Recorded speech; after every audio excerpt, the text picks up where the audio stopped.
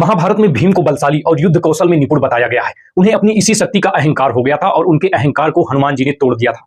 अज्ञातवास के दौरान पांडव द्रौपदी समेत वनवास में रह रहे थे। तब द्रौपदी को एक पुष्प की सुगंध इतनी पसंद आई कि उन्होंने भीम को उस पुष्प को लाने के लिए कहा। भीम द्रौपदी की इच्छा को पूरी करने के लिए उसी दिशा में आगे बढ़ने लगे जहां से उस पुष्प की सुगंध आ रही थी। धीरे धीरे वह गंधमादन पर्वत पर पहुंच गए जहां पर वो पुष्प मौजूद था। गंधमादन पर्वत पर पहुंचते हुए भीम की नजर सबसे पहले एक वृद्ध वानर पर पड़ी। तब भीम ने उस वृद्ध वानर को रास्ते से हटने के लिए कहा, लेकिन वृद्ध वानर ने कोई भी प्रतिक्रिया नहीं दिखाई। भीम के कई बार आग्रह करने पर उस वानर ने कहा कि मैं बहुत कमजोर हूं और मैं यहां से नहीं हट सकता, इसीलिए तुम मुझे लाद कर चले जाओ। वानर के इस व्यवहार से भीम क्रोधित हो गए और अपनी शक्तियों का बखान करने लगे। भीम ने वानर से कहा कि मैं कुंती पुत्र हूं, पवन देव मेरे पिता हैं और हनुमान मेरे भाई। ये सब बातें सुनकर भी वानर पर कोई प्रभाव नहीं पड़ा और भीम और अधिक भी क्रोधित हो गए। भीम के क्रोध को देखकर वानर ने कहा कि अगर तुम्हें ज्यादा जल्दी है तो मेरी पूंछ उठाकर तुम जा सकते हो। जब भीम ने वानर की पूंछ को उठाने की कोशिश की तो वानर की पूंछ को भीम उस जगह से हिला भी नहीं सके। इसके बाद भीम समझ गए कि ये कोई साधारण वानर नहीं है। इसके बाद भीम ने हाथ जोड़कर उनसे उनका परिचय पूछा तो वानर ने बताया कि वो कोई और नहीं बल्कि हनुमान है और भीम ने उनसे क्षमा मांगी।